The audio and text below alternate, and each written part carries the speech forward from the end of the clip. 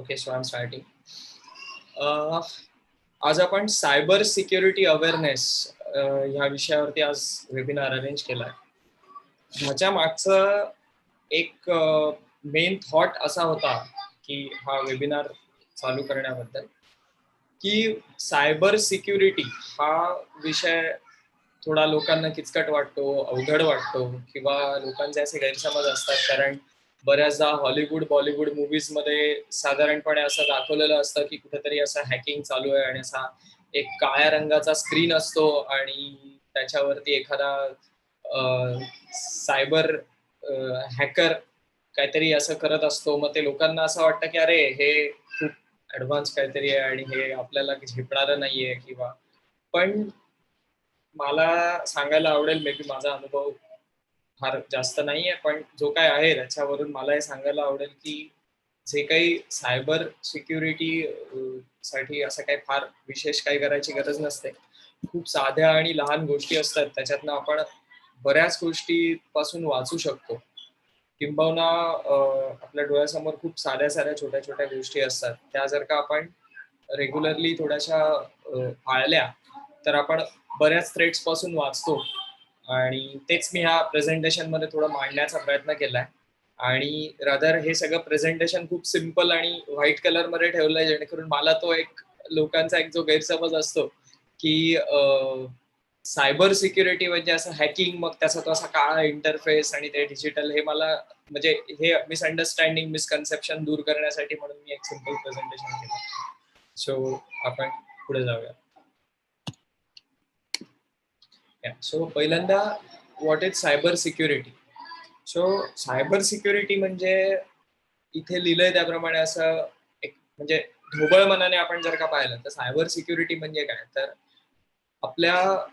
आपले बरेचसे ज्याला नोड्स आपण म्हणतो, म्हणजे आता आता nowadays computer, laptop, mobile, tablets, आता तर स्मार्ट वॉच पण असतात like this is apple smart watch. So हे डायरेक्टली वायफायला कनेक्ट होतं किंवा हे डायरेक्टली ह्याच्यामध्ये ई सिम नावाचा प्रकार असतो, ज्या ई सिमने आपण डायरेक्टली मोबाईल नेटवर्कला कनेक्टेड असतो. So internet is nothing but the huge world wide network. So आपण काही ना काहीतरी मार्गाने हे जे नोड्स असतात हे इंटरनेटशी कम्युनिकेट करत असतात. काही गोष्टी इनपुट, काही गोष्टी आउटपुट करत असतात. तसंच काही डिव्हायसेस वेगळे आलेले आहेत, लाईक अमेझॉनचा अलेक्सा डिव्हाइस आहे किंवा गुगलचा गुगल होम डिव्हाइस आहे, जो which is directly connected to internet, किंवा आता जे IoT आलंय, internet of the things. So काही ना काहीतरी मार्गाने प्रत्येक डिव्हाइस हा इंटरनेटला कनेक्टेड असतो. आणि इंटरनेट म्हणजे काय, तर एक वर्ल्ड वाईड ह्या सगळ्या डिव्हाइसेसचं network which is easily accessible, or you may say काही ठिकाणी फायरवॉल्स असतात. सो प्रत्येक डिव्हाइस हा जगातल्या कुठल्याही डिव्हाइसची जर ऑथेंटिकेशन झालं तर ऍक्सेस करू शकतो, विच इज ऍक्सेसेबल. सो हा ऍक्सेस करत असताना खूप लोक त्याचा गैरफायदा उचलत असतात. मग तो काय गैरफायदा उचलतात, तर तुमच्या डिव्हाइसमध्ये स्टोअर असलेली इन्फॉर्मेशन, जो डेटा, जो तुमच्यासाठी त्याची व्हॅल्यू असते, ते कुठेतरी चोरण्याचा प्रयत्न चालू असतो किंवा तो डॅमेज करण्याचा प्रयत्न चालू असतो. किंवा किंबहुना तो डॅमेज पण न करता तो थोडाफार अल्टर केला जातो, जेणेकरून तो डॅमेज नाही होत किंवा तो चोरलाही नाही जात, पण त्याचा तुम्हाला ऍक्सेस मिळत नाही हवा तसा, किंवा तो करप्ट केला जातो, किंवा तुमच्या हार्डवेअर आणि सॉफ्टवेअरला त्याच्यापासून धोका तयार केला जाऊ शकतो. सो दिस इज, हे सगळं होऊ नये म्हणून ह्याच्यासाठी जे आपण प्रिकॉशनरी मेजर्स जी घेतो, सो त्याच्या रिलेटेड हा जो टॉपिक आहे याला म्हणतात सायबर सिक्युरिटी. सो ते आता आपण थोडंसं पुढे अजून थोडं डिटेलमध्ये बघूयात की हे कसं केलं जातं. आता ह्याच्यात जो डेटा अवेलेबल आहे, मी मुद्दामून इथे सोर्स टाकलाय ह्या स्लाइड मध्ये, की हा डेटा इझिली सगळ्यांना रिअल टाइम डेटा अवेलेबल आहे, की आज सगळ्यात जास्त अफेक्टेड जर कुठली इंडस्ट्री असेल तर it's a financial services related industry आहे, which is 85% of the industry is badly affected with the cyber crimes or the cyber attacks. त्याच्यानंतर कन्सल्टेशन सर्व्हिसेस, म्हणजे ज्याच्यामध्ये कॉल सेंटर्स आली किंवा एनी टाईप ऑफ कन्सल्टेशन. म्हणजे आपण आता एक्झाम्पल सांगायचं झालं तर आपला मोबाईल फोन बिघडलाय किंवा काही लॅपटॉपमध्ये काही प्रॉब्लेम आहे, तर आपण कॉल करतो कस्टमर केअरला. So it comes under the consultation services. तो सेक्टर जवळपास 62% अफेक्टेड आहे as per the FireEye.com data. Then telecom sector which is also half of the sector is affected. Then manufacturing sector. So basically हे मी 4च sector घेतले. सगळ्या sectors मध्ये म्हणजे साधारण जेवढे लोक ऑनलाईन कामं करतात त्याच्यात किती पर्सेंटेज मध्ये सेक्टर अफेक्टेड आहे याची इन्फॉर्मेशन तुम्हाला FireEye.com वरती रिअल टाइम इन्फॉर्मेशन मिळेल. पण हे 4 सेक्टर्स मेन आहेत आणि मी हे 4 मुद्दामून इथे घेतले. याचं कारण मी डेटा थ्रू गेलो, गुगल फॉर्म्स ज्यांनी भरलेत त्याच्या थ्रू. सो मला असं साधारण वाटलं की ह्या गोष्टी म्हणजे साधारण ह्या 4 सेक्टर्स मध्ये बऱ्यापैकी लोक छोट्या मोठ्या प्रमाणात काम करत असतात. त्याच्यामुळे ह्या गोष्टीचा कुठेतरी अवेअरनेस असावा म्हणून मी मुद्दामून ही स्लाइड इथे मेन्शन केली. देन आता सायबर अटॅक होतो कसा बेसिकली. सो त्याच्यामध्ये मेजरली 2 गोष्टी होतात की अटॅक कुठे होतो, जिथे वल्नरेबिलिटी आपल्याला डिटेक्ट होते. फॉर एक्झाम्पल सांगायचं झालं तर आपली 4 व्हीलर असते. आपली 4 व्हीलर जर का लॉकच असेल आणि there is no way to unlock, then तुम्ही त्याच्यात बसू शकत नाही. पण समजा आता रिमोट लॉक असतं आजकाल. सो समजा त्या एखाद्या समोरच्या 4 व्हीलरची चावी इथे पडली तर इट इज अ वल्नरेबिलिटी की तुम्ही इझिली तो रिमोट घेऊन गाडी अनलॉक करू शकता आणि बसू शकता. सो कुठलाही सायबर अटॅक हा कसा होतो तर बेसिकली वल्नरेबिलिटी डिटेक्ट केली जाते आणि युझिंग दॅट वल्नरेबिलिटी तिथे अटॅक केला जातो. So what is vulnerability first of all. तर वल्नरेबिलिटी इथे मी खूप सिम्पली मांडण्याचा प्रयत्न केलाय आणि नंतर आपल्याला क्वेश्चन आन्सर सेशन पण आहे. सो त्याच्यात तुम्हाला काही कोणाला अडत असेल तर तुम्ही ऑफकोर्स मला विचारू शकता. मी प्रयत्न करीन आन्सर करायचा. सो वल्नरेबिलिटी म्हणजे in a technical point of view, what is vulnerability? The vulnerability is a weakness in the design, implementation, operation or the internal control. म्हणजे अगदी छोटा एक्झाम्पल द्यायचं झालं तर तुमच्या कम्प्युटरला तुम्ही समजा पासवर्डच ठेवला नाही तर कोणीही तो तुमचा लॅपटॉप जर समोर त्याला तिथे मिळाला तर तो ऑन करणार आहे आणि त्याला तुमच्या डेटाचा ऍक्सेस मिळणार आहे जर त्याच्यात काही डेटा असेल तर. So it's kind of attack. So असंच इंटरनेटवरती पण हेच तुम्हाला सिमिलर एक्झाम्पल्स बघायला मिळतील. सो आपण ही एक्झाम्पल्स थोडीशी डिटेलमध्ये बघूयात की आता वल्नरेबिलिटी आणि अटॅक्स हे दोन्ही कसे केले जातात. सो आपण हे थोडंसं अजून डिटेलमध्ये बघण्याचा प्रयत्न करूया.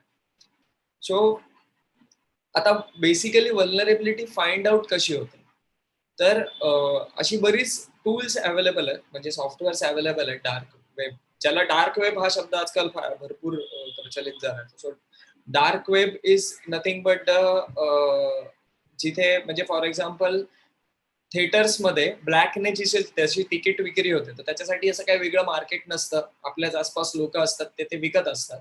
So dark web is nothing but the websites which are illegally selling some data. So that is nothing but the dark web.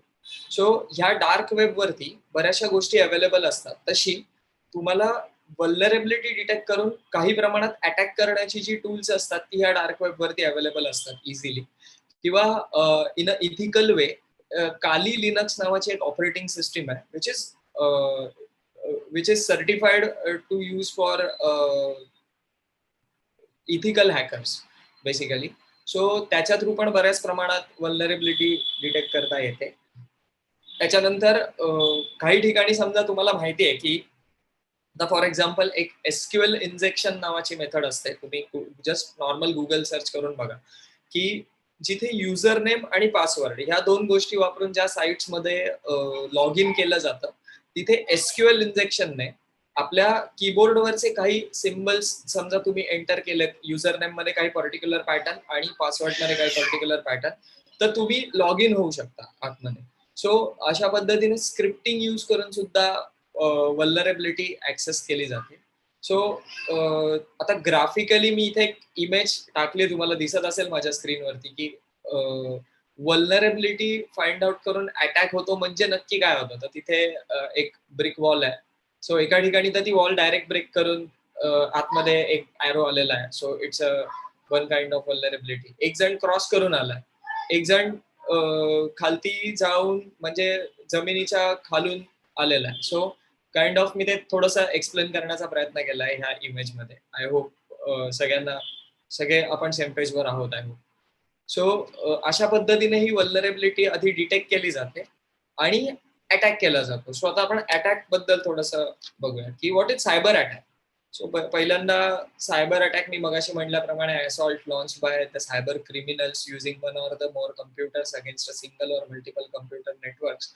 A cyber attack can maliciously disable computers, steal data, or use the breached computer as a launch point for the other attacks. आता basically म्हणजे काय हे थोडंसं मी बरंच examples देऊन पुढच्या slides मध्ये हे द्यायचा प्रयत्न केलाय. पण बेसिकली सायबर अटॅक केला का जातो, त्याच्याने अचीव काय होतं किंवा त्याचा पर्पज काय असतो, तर 3 पर्पज मेनली असतात. एक म्हणजे तुमचा डेटा चोरायचा प्रयत्न केला जातो, स्टेलिंग ऑफ द डेटा. तुमचा डेटा डॅमेज केला जातो, म्हणजे करप्शन, तो डेटा एखादी पर्टिक्युलर फाईल करप्ट केली वगैरे अशा टाईप. किंवा जे आपल्याकडे एक मराठीत म्हण आहे, तुला नाही मला नाही घाल कुत्र्याला, तसं त्यांना पण त्याचा काही उपयोग नाहीये, आपल्यालाही त्याचा काही उपयोग नाहीये, पण समोरच्याला तुमचा. आता एक छोटा एक्झाम्पल द्यायचं झालं तर आता समजा एखाद्या कुठल्या तरी तुमच्या मित्राचा फोन एखाद्या ठिकाणी असाच पडलेला असतो, आपण तो हातात घेतो आणि तिथे तो सिक्युरिटी पॅटर्न किंवा पिन असतो तो फोन अनलॉक करायला. सो आपण तो एक 8-10 वेळा चुकीचा टाकला की तो फोन लॉक होऊन जातो. म्हणजे ना त्याच्यात आपल्याला काही निष्पन्न झालं, ना तुमचा तो फोन आता काही तुमचा तो मित्र काही वेळासाठी तो फोन ऍक्सेस करू शकणार आहे. सो हे डिसेबल, तुमचं ऑथेंटिकेशन डिसेबल करणं, it's also a kind of cyber attack. So आता आपण थोडं सायबर अटॅक बद्दल थोडंसं डिटेलमध्ये बघूया की काही कॉमन टाइप्स आहेत सायबर अटॅक्सचे. त्याच्या मी इथे 2 स्लाइड्स मेन्शन केलं. सो त्याच्यापैकी काही टाइप्स आहेत की मी ते एक्झाम्पल देऊन तुम्हाला एक्सप्लेन करतो. की बॅकडोर अटॅक. आता बॅकडोर अटॅक म्हणजे काय, तर तुमचं म्हणजे आता एक कम्प्युटर आहे, त्याच्यात काही डेटा आहे, तर आयदर मला त्याच्यातल्या त्याचा पासवर्ड माहिती आहे, तर मी तो पासवर्ड टाकला आणि त्याच्यात आत गेलो आणि तो डेटा इझिली कॉपी केला किंवा करप्ट केला, डिलीट केला, what ever it is normal backdoor attack. और अशी काही एन्क्रिप्शन और ज्याला म्हणजे हॅकिंग मध्ये हॅकिंग आणि क्रॅकिंग असे 2 प्रकार असतात. सो मी क्रॅकिंग टेक्निक यूज करून समजा तुमचा पासवर्ड क्रॅक केला. आता ऍक्च्युली जी विंडोज, उबुंटू म्हणजे लिनक्स अशा प्रकारच्या ऑपरेटिंग सिस्टीम मध्ये काही क्रॅकिंग शक्य होत नाही. पण सर्व्हर्सवरती, वेब सर्व्हर्सवरती बऱ्याचदा आपण जेव्हा ती वेब सर्व्हर ऍक्सेस करत असतो कुठल्या तरी प्रोग्राम्स मधनं, तेव्हा तिथे आपल्याला क्रॅकिंग टेक्निक्स वापरून इझिली त्याचा ऍक्सेस मिळवता येतो. सो त्याला बॅकडोर अटॅक असं म्हणतात. देन सेकंड एक टाईप आहे की डिनायल ऑफ द सर्व्हिस. म्हणजे फॉर एक्झाम्पल मी आता जे एक्झाम्पल दिलं की मोबाईल पॅटर्न समजा तुम्ही 8-10 वेळा एंटर केलात तर तो कोणाला ऍक्सेसिबल होत नाही. अशाच सेम पद्धतीने समजा फेसबुक आहे, तुमचं जीमेल आहे, इथे मी समजा चुकीचा पासवर्ड टाकला तर ते टेम्पररी अकाउंट लॉक होऊन जातं. किंवा तुमचा आपल्या कम्प्युटरचं पण तसं होऊ शकतं की मी पासवर्ड समजा 3-4 वेळा रॉंग टाकला तर ते लॉक होऊन जातं. किंवा ते टेम्पररी तो युजरच डिसेबल होतो. सो त्याला म्हणतात denial of the service attack. Direct access म्हणजे आता पेन ड्राईव्ह आहे किंवा हार्ड ड्राईव्ह आहे, ज्याच्यात काहीतरी एक इम्पॉर्टंट डेटा आहे, तर त्याला काही पासवर्ड वगैरे जनरली कोणी सेट करत नाही. लोकांना माहितीही नसतं की त्याला कसा पासवर्ड सेट करायचा. सो इझिली तो मी पेनड्राईव्ह पटकन खिशात टाकला, चोरला कुठून तरी आणि लावला माझ्या कम्प्युटरला आणि त्याच्यातला मी डेटा कॉपी केला. ह्याच सेम पद्धतीने की लॅन, ज्याला लोकल एरिया नेटवर्क म्हणतात, किंवा सेम हेच की आता फॉर एक्झाम्पल झूम आहे, झूम वरनं जसं आपण स्क्रीन शेअर करतो, जसं आता मी माझा स्क्रीन शेअर केला, त्या पद्धतीने काही एनी डेस्क किंवा टीम व्ह्युअर सारखी टूल्स आहेत ज्याच्याने तुम्ही समोरच्या कम्प्युटरचा ऍक्सेस घेऊ शकता. सो तो समजा ऑथोराइजच केला नाही, ऑथोराइज तुम्ही ऑथेंटिकेशन ऑन ठेवलं नसेल तर तो डायरेक्ट ऍक्सेस मिळून पण मी काही प्रमाणात डेटा मिळवू शकतो. So it's a direct access attack. त्याच्यानंतर एक इव्ज ड्रॉपिंग ज्याला म्हणतात, म्हणजे आपल्याकडे एक मराठीमध्ये म्हण आहे की भिंतींनाही कान असतात. म्हणजे 2 लोक काहीतरी बोलतायत आणि तिसरा माणूस त्या 2 लोकांना अवेअर नसताना काहीतरी ऐकतोय आणि एखादी इम्पॉर्टंट इन्फॉर्मेशन तो ऐकतो आणि त्याचा काहीतरी गैरफायदा घेतो. सो हाच सेम प्रकार कम्प्युटर कम्युनिकेशनच्या बाबतीत होतो. म्हणजे एक ईमेल जेव्हा तुम्ही पाठवता, जीमेल वरनं सपोज कुठल्या तरी एका वेगळ्या सर्व्हरवरती, म्हणजे आता समजा एखादी वेबसाईट आहे, तर माझी वेबसाईट आहे skyq.in, माझ्या कंपनीची skyq.in. तर माझा ईमेल आयडी आहे saurabh@skyq.in. तर आता समजा कोणीतरी एक माणूस मला त्यांच्या जीमेल वरनं माझ्या skyq.in ईमेल आयडी वरती मेल करतो. म्हणजे काय, तर जीमेलच्या मेलवरून मला स्कायक्यूचं जे कुठलं माझं सर्व्हर आहे तिथे एक मेल येतो. तर आता हे जे कम्युनिकेशन आहे हे इंटरनेटवरनं होतं. म्हणजे काय होतं, तर 10 कम्प्युटर्स एकमेकांना पास करून शेवटी नेटवर्क आहे ना, व्हाया व्हाया कम्युनिकेशन जातं. तर त्याच्यात समजा एखादा मध्ये असा अटॅकर बसलाय जिथनं ते व्हाया कम्युनिकेशन जाताना त्याने ते क्रॅक केलं. सो त्याच्यामुळे तुमची वेबसाईट पण HTTPS एन्क्रिप्टेड असते, किंवा जो ईमेल पाठवला जातो तो बऱ्याचदा एन्क्रिप्टेड असावा लागतो. त्याच्या मागचं रिझनच हे असतं की तो एन्क्रिप्टेड असतो. सो असा समजा एखादा मधला कम्प्युटर ते प्रायव्हेटली समजा ते लिसन करतोय किंवा त्याला ती इन्फॉर्मेशन मिळते, तर ती जर एन्क्रिप्टेड असेल तर त्याचा काही फायदा होत नाही. So this is kind of ifs dropping, म्हणजे तो नक्कल करत असतो थोडक्यात, की मी काही ऐकत नाही अशी, आणि तो ती इन्फॉर्मेशन चोरत असतो. सो त्याला इव्स ड्रॉपिंग अटॅक म्हणतात. त्याच्यानंतर अजून काही 4 अटॅक मी घेतलेत अटॅकचे टाईप. फिशिंग हा वर्ड तुम्ही भरपूर आजकाल ऐकला असेल. बेसिकली बँका खूप ईमेल पाठवत असतात की बी aware of the fishing. So fishing म्हणजे काय, तर तुम्हाला काही फेक ईमेल्स येत असतात. सो फेक ईमेल्स वरती आपल्याला असं वाटतं अरे हा बँकेकडनं मेल आला. सो आपण त्याच्यावरती क्लिक करतो आणि तिथे आपण आपलं युजर नेम पासवर्ड वगैरे टाकतो, आणि मग तिथे लिहून येतं की तुमचा युजर नेम पासवर्ड बरोबर नाही. मग आपण अजून 3-4 पासवर्ड टाकून बघतो. सो त्यावेळेला होत असं असतं की ऍक्च्युली समजा आपण जीमेल किंवा याहू अशा टाईप कुठली जर सर्व्हिस युज करत असू, तर आपण कायम ही गोष्ट क्रॉस व्हेरीफाय केली पाहिजे की तो जो मेल आलाय, सो बेसिकली जिथनं मेल आलेला असतो त्याच्या खालती ना एक डाऊन एरो असतो. जर आपण त्याच्यावर क्लिक केलं तर तो मेल हा कुठल्या वेबसाईट वरून आला, म्हणजे समजा मी माझ्या skyq.in मेल आयडी वरनं तुम्हाला मेल पाठवला आणि तुम्ही तो मेल ओपन केला, तर तिथे जो खालती डाऊन एरो असतो त्याच्यावर तुम्ही जर का क्लिक केला तर एक विंडो ओपन होते, आणि त्या विंडो मध्ये तुम्हाला दिसतं की this mail has been sent by or signed by skyq.in असं वेबसाईटचं नाव दिसतं. At that time you can cross verify की हा मेल खरंच skyq कडनं आलाय का saurabh@skyq.in असं मास्किंग करून वेगळ्याच सर्व्हरवरून कोणीतरी मला मेल पाठवला. सो हे आपण क्रॉस चेक करणं गरजेचं आहे, आणि त्याच्यावरनं पण आपल्याला फिशिंग डिटेक्ट करता येतं. आणि दुसरी गोष्ट की आता समजा एक एक्झाम्पल देतो की SBI ही बँक, ह्या बँकेचं नाव यूज करून प्रचंड प्रमाणात फिशिंग केलं जातं, कारण SBI ही भारतातली सगळ्यात मोठी बँक मानली जाते जिथे बरेच लोक आहेत. सो इझिली फिशिंग मध्ये मासे गळायला लागतात, म्हणूनच त्याचं नाव बहुधा फिशिंग ठेवलं असावं. सो समजा SBIच्या नावाने काहीतरी एखादा ईमेल आला आणि त्या मेलमध्ये असं लिहिलंय की तुम्ही इथे लॉग इन करा आणि तुम्हाला क्रेडिट कार्ड मिळेल वगैरे, आणि आपण समजा क्लिक केलं आणि अकाउंट डिटेल टाकतो, आपण क्रेडिट कार्डची डिटेल्स टाकतो किंवा आपल्या इंटरनेट बँकिंगचे युजर नेम आणि पासवर्ड आपण तिथे टाकतो. सो आपण त्यावेळेला वरती आपल्या ब्राउझरमध्ये जी URL असते ती आपण क्रॉस व्हेरीफाय केली पाहिजे की नक्की SBIचीच साईट आहे का कुठली तरी वेगळ्याच URL वरनं आपण आपली एक इन्फॉर्मेशन फीड करतो. सो ह्या पद्धतीने आपण फिशिंग पासून बळी पडण्यात वाचू शकतो. मी ऍक्च्युली फिशिंग मध्ये थोडासा जास्त वेळ घालवला, कारण फिशिंग ही गोष्ट, ह्या गोष्टीचा इझिली सगळे लोक बळी पडतात, त्याच्यामुळे मी थोडासा त्याच्यावर जास्त वेळ घालवला. त्याच्यानंतर social engineering is nothing but, आपण खूप प्रमाणात ऐकतो आजकाल की आपल्याला भरपूर कॉल्स येत असतात आणि त्या कॉलमध्ये इझिली लोक आपली क्रेडिट कार्ड डेबिट कार्डची इन्फॉर्मेशन विचारतात इझिली, आणि आपण सांगून टाकतो बिंदास CVV नंबर माझा हा आहे वगैरे असं. So it's kind of social engineering. की सोशल इंजिनिअरिंग कसं केलं जातं, तर आपणच कुठल्या तरी वेबसाईटवरची कॉन्टॅक्टचे फॉर्म्स भरत असतो, तेव्हा आपण फोन नंबर, ईमेल आयडीज वगैरे टाकत असतो, किंवा त्याच्यात आपण बऱ्याचदा डेट ऑफ बर्थ, सिटी वगैरे ह्या काही गोष्टी टाकत असतो.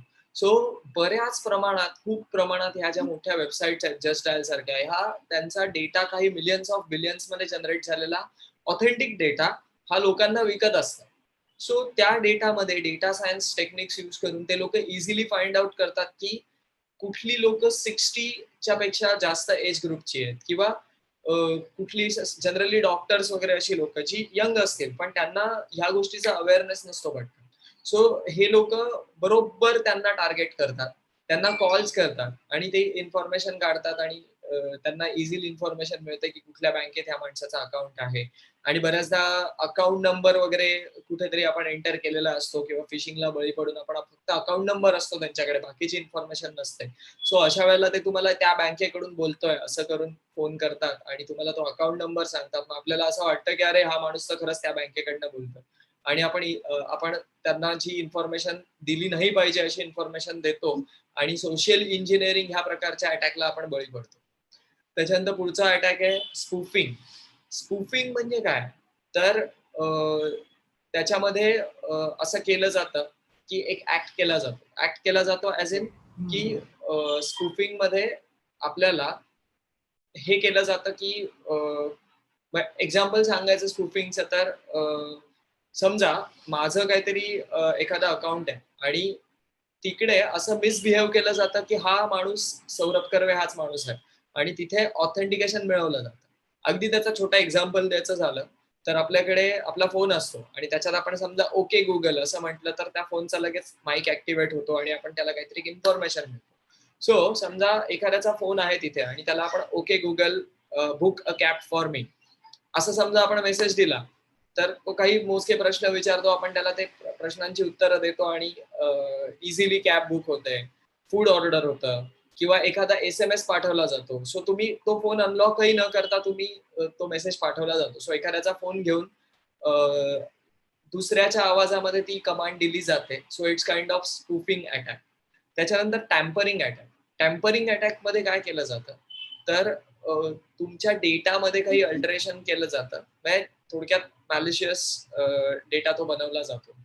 एक्झाम्पल द्यायचं झालं तर टॅम्परिंग अटॅकचं एक एक्झाम्पल म्हणजे आता मध्यंतरी एक अटॅक झाला होता, त्याच्याबद्दल तुम्ही ऐकलं असेल खूप ठिकाणी, की त्या अटॅक मध्ये तुमच्या पीसी मधल्याच फाईल तिथल्या तिथे एनक्रिप्ट होऊन पडत होत्या आणि ते लोक तिथे तुम्ही कुठलीही फाईल ओपन केली तर तिथे लिहून यायचं एवढे एवढे पैसे भरा to unlock the file, otherwise एवढ्या एवढ्या सर्टन टाइम नंतर तुमचा हा डेटा डिस्ट्रॉय होऊन जाईल वगैरे. So this is kind of tampering attacks. So be aware of that. खूप काही सोपी मेजर्स असतात, म्हणजे तुम्ही ब्राउझरवरून आपल्याला समजा आपण एखादं फ्री काहीतरी ऍप डाउनलोड करतोय इंटरनेटवरून तर त्याच्याबरोबर एखादं वल्नरेबल प्लगइन हमखास इन्स्टॉल होत असतं. सो तिथे ते इन्स्टॉल करताना पण ते आपल्याला देतात की ह्याच्याबरोबर हा एक वेब टूल बार इन्स्टॉल होतोय, म्हणजे ask.com, justdial.com किंवा अजून कुठल्या तरी वेगळेच कंपन्यांचे ना टूल बार आपल्या ब्राउझरमध्ये इन्स्टॉल होत असतात. सो आपल्याला त्याच्यापासून अवेअर राहायला पाहिजे की ते टूल बार्स आपण इन्स्टॉल नाही केलं पाहिजे, कारण हे टूल बार्स तुमचा क्रेडिट कार्ड किंवा तुमचा फेसबुक जीमेल अकाउंटची डिटेल्स वगैरे ते लोक इझिली कॉपी करत असतात. So it's kind of tampering attack. त्याच्यानंतर आपण थोडं अजून पुढे जाऊया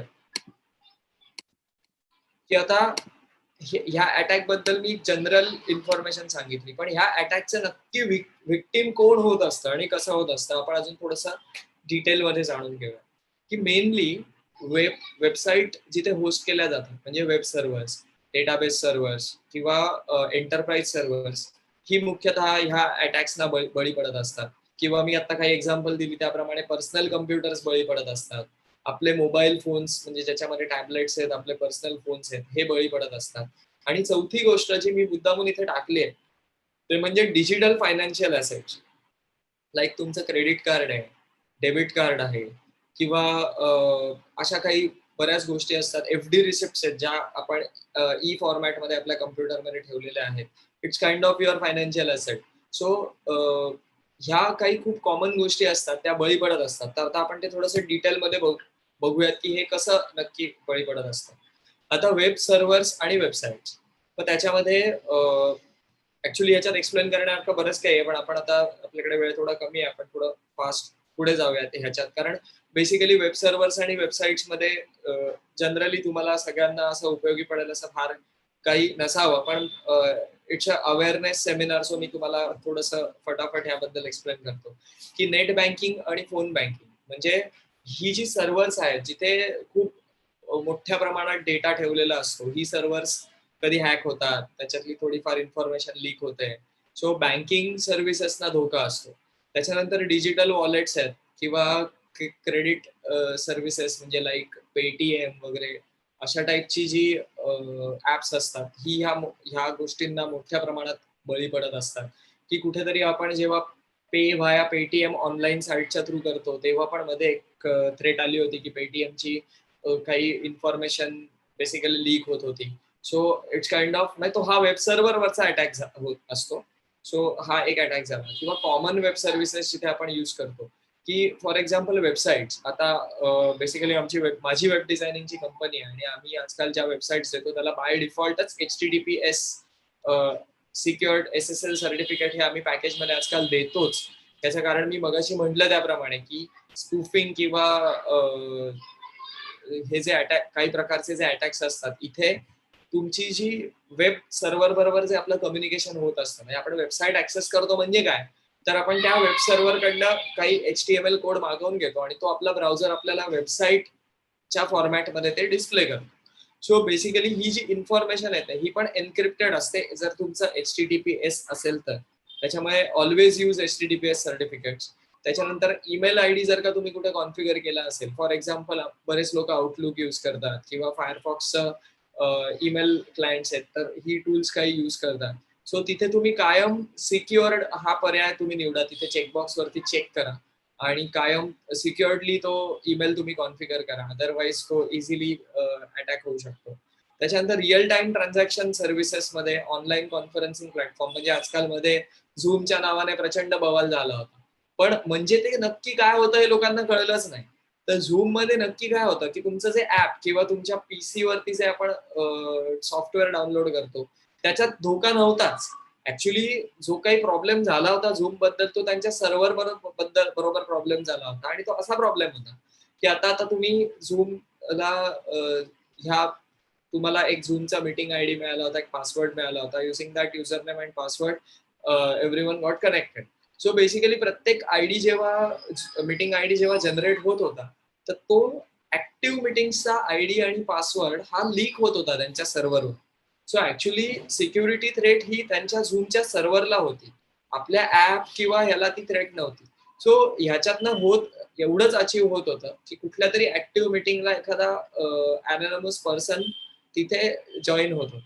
so it was kind of web server security मग त्यांनी सुधारली आणि तो प्रॉब्लेम बंद झाला. म्हणून मी इथे रिअल टाइम ट्रान्झॅक्शनल सर्व्हिसेसमध्ये ऑनलाईन कॉन्फरन्सिंग प्लॅटफॉर्मचे मुद्दामून मी ते मेन्शन केलं. त्याच्यानंतर एअर रेल्वे तिकिटिंग पोर्टल्स आहेत. ह्याच्यामध्ये सुद्धा बऱ्याचदा खूप प्रकारचे अटॅक्स होतात. म्हणजे फॉर एक्झाम्पल आपण IRCTC वरती वाचलं होतं की एजंट लोकच ते ब्लॉक करून टाकतात सगळी सीट्स. म्हणजे सामान्य माणसांना ती तिकीट्सच मिळत नाहीत आणि मग ते लोक ती तिकीट्स जास्त किमतीने विकत होते. सो इट्स काइंड ऑफ आता ऑफकोर्स हा काही अटॅक नाहीये पण 10 लोकांनी ग्रुप करून ठरवून ही ऍक्टिव्हिटी केली होती म्हणून ती गोष्ट पण सायबर अटॅक मध्येच येते म्हणून ती मी इथे मेन्शन केली. त्याच्यानंतर लॉजिस्टिक पोर्टल्स हा फार महत्वाचा विषय आहे. म्हणजे आपण समजा एखाद्या आसपासच्या कुरिअर कंपनीला आपण एखादं पार्सल देतो तेव्हा बेसिकली समजा तुम्ही मुंबईतनं पुण्याला किंवा मुंबईतनं दिल्लीला किंवा देशाच्या बाहेर जेव्हा एक पार्सल पाठवता तेव्हा ते पार्सल जेव्हा तुम्ही त्या पर्टिक्युलर कंपनीला हँडओव्हर करता तेव्हा होतं काय की तिथे जी लोक ते रिसिव्ह करतात ते लोक त्यांच्या पोर्टलमध्ये त्या पार्सलची पूर्ण इन्फॉर्मेशन फीड करतात. त्याच्यात तुमचा पाठवणारा आणि रिसिव्ह करणारा ह्या दोघांची पण कॉन्टॅक्ट इन्फॉर्मेशन स्टोअर्ड असते. सो मोठ्या प्रमाणात कॉन्टॅक्ट इन्फॉर्मेशन स्टोअर्ड होत असते लॉजिस्टिक पोर्टल्सवरती. सो त्या सर्व्हर्सला पण धोका असतो की ती कॉन्टॅक्ट इन्फॉर्मेशन मिळवली जाते, तो डेटा हॅक केला जातो, मिळवला जातो. किंवा तुम्ही ट्रॅकिंग डिटेल्स समजा शेअर करता. आता आजकाल लोक ट्रॅकिंग डिटेल्स मध्ये नाव दाखवत नाहीत, पूर्वी लोक नाव दाखवायचे. सो समजा एक पार्सल दुसरीकडे जात आहे सो त्याचा समजा जो ट्रॅकिंग आयडी आहे तो जर का मोठ्या प्रमाणात शेअर झाला तर त्याच्यावरनं सुद्धा इन्फॉर्मेशन पूर्वी क्रॅक करता यायची. आता ते कॉन्टॅक्ट इन्फॉर्मेशन दाखवणं त्यांनी बंद केलं. किंवा क्लाउड सर्व्हिसेस आहे की बिग रॉक किंवा GoDaddy सारख्या कंपन्या तुम्हाला मोठ्या प्रमाणात ऍडव्हर्टाइजमेंट करत असतात की 299 रुपयात वेबसाईट बनवून घ्या, ज्याला DIY वेबसाईट्स म्हणतात, do it your self website. So ती कुठलाही टेक्निकल टेक्निकली साऊंड नसणारा कुठलाही माणूस ती वेबसाईट जाऊन बनवू शकतो. पण त्याच्यात धोका हा असतो की तुम्ही तिथे एखादा तुम्हाला ईमेल आयडी दिला जातो 6 महिन्यासाठी 299 रुपयात. ते 6 महिने झाल्यानंतर तुम्हाला त्याच ईमेल आयडी साठी रिन्यू करण्यासाठी तुमच्याकडे 3,000 ते 4,000 रुपये मागितले जातात. असा सर्व्हर साईडनी सुद्धा अटॅक बऱ्याचदा प्लॅन केला जातो. बिगरॉकच्या बाबतीत ही केस खूप झाली की DIY वेबसाईटची त्यांनी 299 रुपयात भरपूर ऍड केली आणि तिथे जर का तुम्ही गेलात तर अतिशय छोट्या फॉन्ट मध्ये तिथे लिहिलेलं असायचं की ईमेल आयडी हा 6 महिन्यासाठी व्हॅलिड आहे. सो आफ्टर 6 मंथ्स तुमच्याकडनं त्या ईमेलसाठी, म्हणजे वेबसाईट ही तुमची 299 रुपयातच लाईव्ह असायची, पण त्या डोमेनसाठी तुम्ही जो ईमेल आयडी बनवता त्या ईमेल आयडीला रिन्यू करण्यासाठी ते लोक भरमसाठ पैसे मागत होते. सो इट्स काइंड ऑफ हा एक प्रकारचा अटॅकच झाला. पण म्हणून त्या गोष्टीबद्दल अवेअरनेस करण्याची गरज आहे असं मला वाटलं, म्हणून मी ते इथे मेन्शन केलं होतं. त्याच्यानंतर प्रायव्हेट ईमेल क्लायंट्स. आता मध्यंतरी खूप कंपन्या ईमेल क्लायंट्स म्हणजे थोडक्यात आउटलुक सारखी सॉफ्टवेअर्स बनवत होते. सो त्यावेळेला आपण अशा प्रकारच्या क्लायंटमध्ये जेव्हा आपला ईमेल आयडी आपण टाकतो त्यावेळेला आपण ती इन्फॉर्मेशनच म्हणजे थोडक्यात आपल्या ईमेल अकाउंटचा युजर नेम आणि पासवर्ड शेअर करत असतो अशा कंपन्यांबरोबर. सो त्याच्यापासून आपण अवेअर राहिलं पाहिजे. किंवा व्हर्च्युअल प्रायव्हेट नेटवर्क. आजकाल आता बऱ्याच वेबसाईट्स ह्या इंडियन गव्हर्नमेंटने बॅन करून टाकलेल्या आहेत. सो अशा वेळेला बरीच लोक त्या साईट्सला ऍक्सेस तरी पण करण्यासाठी, फॉर एक्झाम्पल टॉरेंट वरून खूप लोक मूवी डाउनलोड करतात. So torrent is officially band in India. So लोक व्हर्च्युअल प्रायव्हेट नेटवर्क वापरतात. So what is virtual private network? तर आपल्याकडे समजा ब्रॉडबँड कनेक्शन आलेलं असेल तर आपण फिजिकली कनेक्टेड असतो त्या नेटवर्कला. सो व्हर्च्युअल प्रायव्हेट नेटवर्क मध्ये काय केलं जातं? सो आपल्या ब्रॉडबँड कनेक्शनवरून आपण एका व्हर्च्युअल सर्व्हरला किंवा व्हर्च्युअल नेटवर्कला कनेक्ट होतो आणि कुठल्याही प्रकारचं जे वेब कम्युनिकेशन असतं हे आपण त्या सर्व्हरच्या थ्रू करतो, ज्याला प्रॉक्सिंग म्हणतात. सो त्याच्यामुळे समजा तुम्ही तुमच्याकडे समजा BSNL किंवा प्रायव्हेट इंटरनेट जे कुठलं आपल्या घरात आलेलं असतं त्याच्यात समजा तुम्हाला टॉरेंट किंवा काही सर्टन वेबसाईट समजा बॅन केलेल्या असतील तर तुम्ही व्हर्च्युअल प्रायव्हेट नेटवर्क वापरून जेव्हा ते ऍक्सेस करता तेव्हा तुमचं ब्रॉडबँड हे ते नेटवर्क ऍक्सेस करत असतं आणि ते नेटवर्क पुढे टॉरेंट किंवा त्या बॅन केलेल्या साईट्स वापरत असतात. सो त्यामुळे तुम्हाला युझिंग व्हर्च्युअल प्रायव्हेट नेटवर्क तुम्हाला इझिली ऍक्सेस मिळतो अशा पद्धतीच्या बॅन केलेल्या डेटाचा. सो त्यावेळेला व्हर्च्युअल प्रायव्हेट नेटवर्क होणाऱ्या कम्युनिकेशन मधनं बऱ्याच गोष्टी चोरत असतात. सो व्हर्च्युअल प्रायव्हेट नेटवर्कची पण सॉफ्टवेअर्स विकत घेताना तुम्ही त्याचं जे युजर अग्रीमेंट असतं हे नीट वाचलं पाहिजे आणि तेच तुम्ही विकत घेतलं पाहिजे. त्याच्यानंतर ई कॉमर्स वेबसाईटचे तर प्रचंड घोटाळे आपण ऐकलेलेच आहेत प्रचंड प्रमाणात, की कोणी इझिली आजकाल ई कॉमर्स वेबसाईट बनवतं, आपण काहीतरी विकत घेतो आणि आपल्यापर्यंत ते येतच नाही. सो तिथे ते पैसे चोरीला जातात. अशा प्रकारचे प्रचंड फ्रॉड्स ऐकलेले आहेत. सो त्याच्यावर मी काय फार वेळ आता घालवत नाही. पण त्याच्यात एक पॉईंट मी जो इथे नमूद केलाय की transaction on market places like Amazon और फ्लिपकार्ट.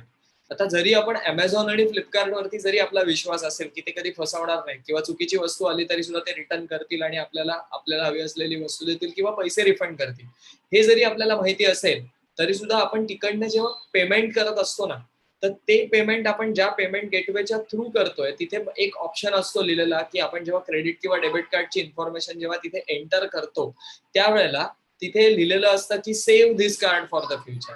सो आता सगळेच काही चोर असतात असं माझं म्हणणं नाहीये, पण मध्यंतरी अशा काही थ्रेट्स झाल्या बेसिकली अमेझॉनच्याच बाबतीत की ज्या पेमेंट गेटवेच्या थ्रू लोक पेमेंट करत होते. फ्री चार्ज सारख्या कंपनीच्या बाबतीत हा घोटाळा झाला होता. म्हणजे त्यांनी इंटेन्शनली केला नव्हता पण तीच साईट हॅक झाली होती. सो तिथे सेव्ह असलेली क्रेडिट किंवा डेबिट कार्डचा डेटा प्रचंड प्रमाणात हॅक झालेला होता. सो अशा पद्धतीचे अटॅक्स होत असतात. सो मी कायम सजेस्ट करीन तुम्हाला की तुम्ही कुठल्याही कार्डची इन्फॉर्मेशन कुठेही सेव्ह करू नका. ते नीट वाचा की तिथे जेव्हा आपण कार्डची इन्फॉर्मेशन टाकतो तेव्हा तिथे लिहिलेलं असतं की you want to save this information or not. तर तो नक्की चेकबॉक्स अनचेक करा जर बाय डिफॉल्ट तो चेक असेल तर. त्याच्यानंतर ऑर्डरिंग ऍप्स लाईक डीमार्ट और बिग बाजार. सो बिग बाजार किंवा डीमार्ट सारखी जी ऍप्स असतात यांची ही प्रायव्हेट ऍप्स असतात जिथं तुम्ही ऑर्डरिंग करू शकता. त्या पण ऍप्स वरती आपण जेव्हा पेमेंट करतो तेव्हा पण तिथे ते सेव्ह कार्ड डिटेल्स हे वाचा, म्हणून मी मुद्दामून ई कॉमर्स पण इथे मेन्शन केलं. किंवा त्या ऍप्स अशी बरीच ऍप्स आजकाल मार्केटमध्ये आहेत. सो त्याच्याबद्दल आधी वाचा 4 गोष्टी, की ह्या ऍप मधनं समजा मी ऑर्डर केलं आणि पेमेंट केलं तर माझे पैसे चोरीला तर जाणार नाहीत ना, माझ्यापर्यंत ती वस्तू येईल ना नक्की, तो ट्रस्ट फॅक्टर नक्की वाचा. त्याच्यानंतर फेसबुक किंवा जीमेल अशा प्रकारच्या पोर्टल्सला आपण खूप सारखे लॉग इन करत असतो. सो तिथे त्या लोकांनी आजकाल एक 2 स्टेप सिक्युरिटी नावाचा प्रकार आणला. म्हणजे तुमचं युजर नेम पासवर्ड जरी कोणाला एखाद्याला माहिती असेल तरी सुद्धा त्याने लॉग इन केलं तरी तुम्हाला ओटीपी येतो. तर तो ओटीपी टाकल्याशिवाय त्याला पुढचा ऍक्सेस मिळत नाही. त्याला म्हणतात 2 स्टेप सिक्युरिटी व्हेरिफिकेशन. तर फेसबुक किंवा जीमेल सारख्या साईट्समध्ये तुम्हाला ते मॅन्युअली जाऊन ऑन करायला लागतं. ते बाय डिफॉल्ट ऑन नसतं.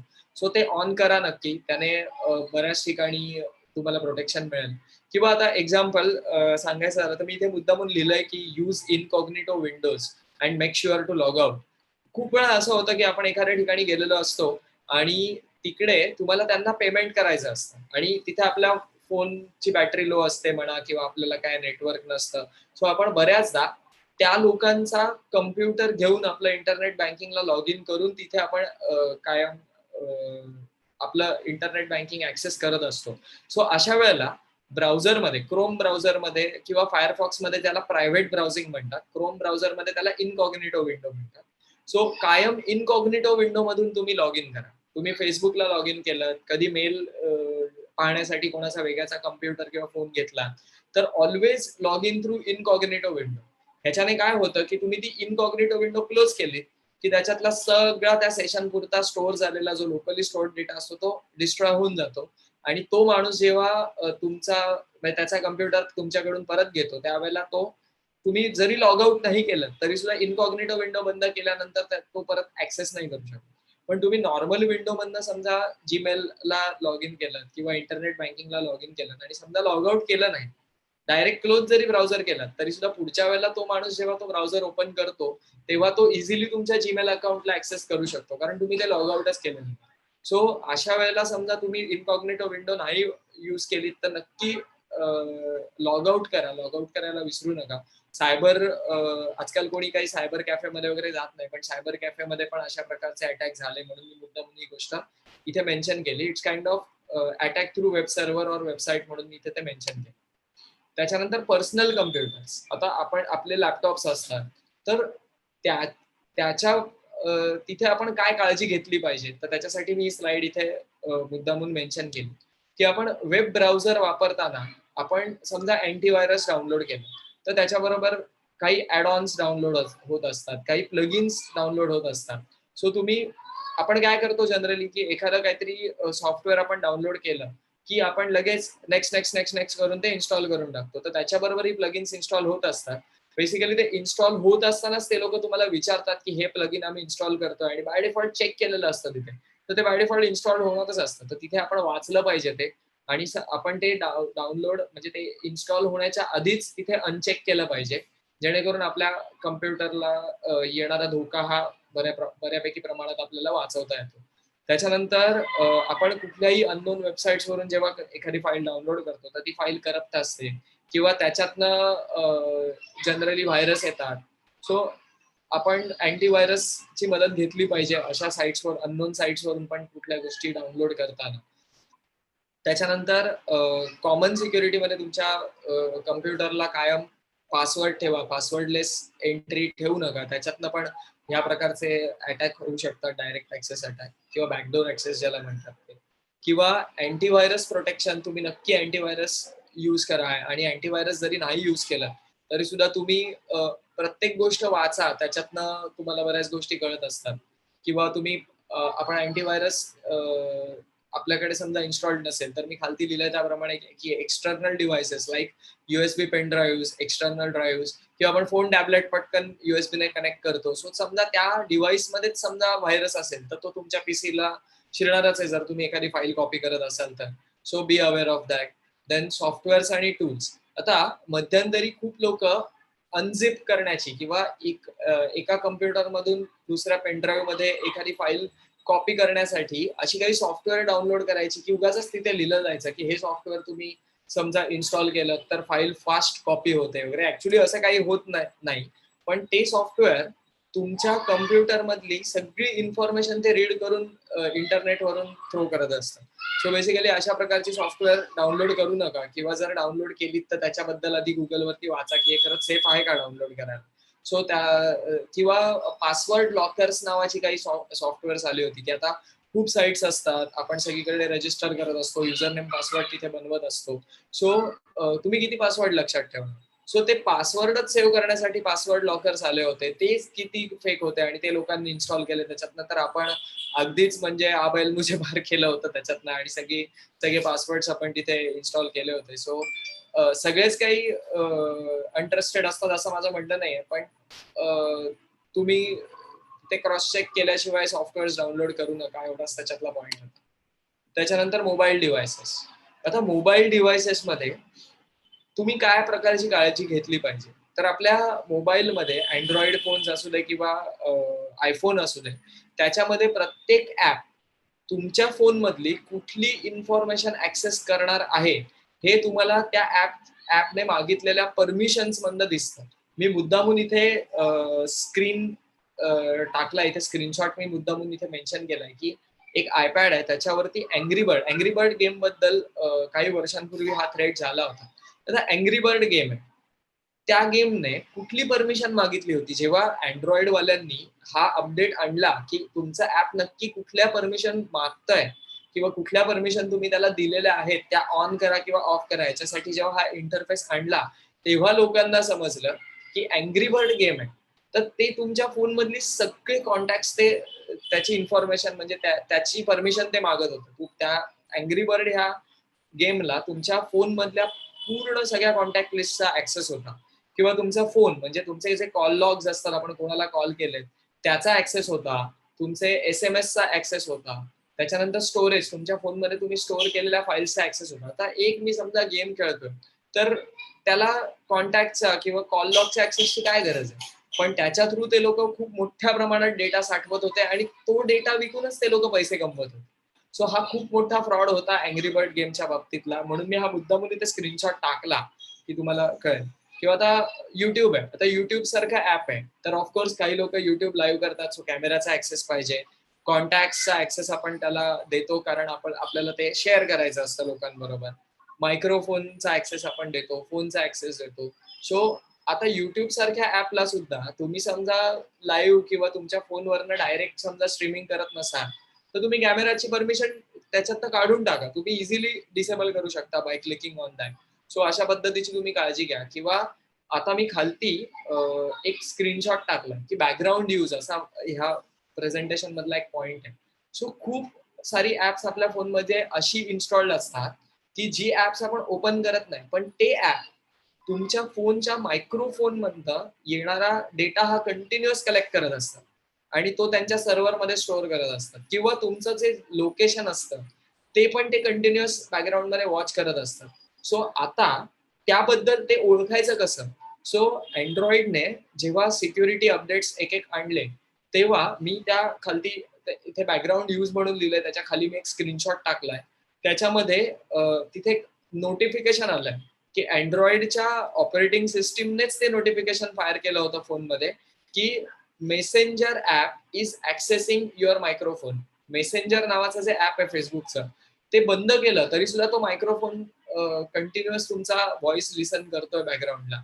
सो ह्या गोष्टीचं नोटिफिकेशन त्यांनी तिथे दिलेलं होतं. सो ह्या प्रकारच्या नोटिफिकेशन मधनं सुद्धा तुम्ही जाणून घेऊ शकता की बॅकग्राऊंडला आपलं लोकेशन ट्रेस केलं जात आहे का, किंवा मायक्रोफोन ट्रेस केला जातोय का. आता लोकांना साधारण अवेअरनेस आहे की आरोग्य सेतू हे ऍप भरपूर लोकांनी डाउनलोड केलं. सो आरोग्य सेतू ऍप जरी तुम्ही बंद केलं तरी नोटिफिकेशन मध्ये ते राहतं एक नोटिफिकेशन, जे तुम्ही स्लाइड करून डिसमिस नाही करू शकत. सो ते नोटिफिकेशन का राहतं, कारण अँड्रॉइड सिस्टीम तुम्हाला सांगत असते की हे ऍप जरी बंद असेल तरी बॅकग्राऊंडला ह्याची कुठली तरी ऍक्टिव्हिटी चालू आहे, आणि तेच त्या नोटिफिकेशन मध्ये मेन्शन केलेलं असतं की कुठली ऍक्टिव्हिटी ते ऍप करताय बॅकग्राऊंडला. सो ह्या गोष्टीकडे लक्ष द्या, त्याच्यातनं पण खूप अटॅक्स पासून आपण वाचू शकतो. त्याच्यानंतर कॉमन सिक्युरिटीमध्ये मी परत मेन्शन केलंय की तुम्ही सिक्युरिटी पिन किंवा पॅटर्न टाका फोनला, किंवा सिम कार्डला पण पासवर्ड टाकता येतो. खूप लोकांना ही गोष्ट माहिती नसते.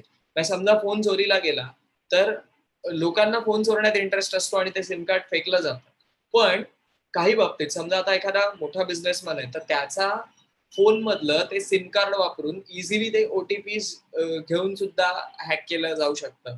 तर ते जे सिम कार्ड असतं, तर सिम कार्डला सुद्धा पासवर्ड सेट करता येतो. तुम्ही इझिली गुगलला सर्च करून तुम्ही हे जाणून घेऊ शकता की सिम कार्डला कसा पासवर्ड सेट करायचा, जेणेकरून समजा कोणी तुमचं सिम कार्ड काढलं आणि ओटीपी रीड करायचा प्रयत्न केला, तर बिफोर एंटरिंग द पासवर्ड ते सिम कार्ड वरनं फोन कॉल्स किंवा SMS हे तुम्ही म्हणजे त्याच्यातनं ऍक्सेसच तुम्हाला मिळणार नाही. सो सिम कार्डला सुद्धा पासवर्ड तुम्ही यूज करा.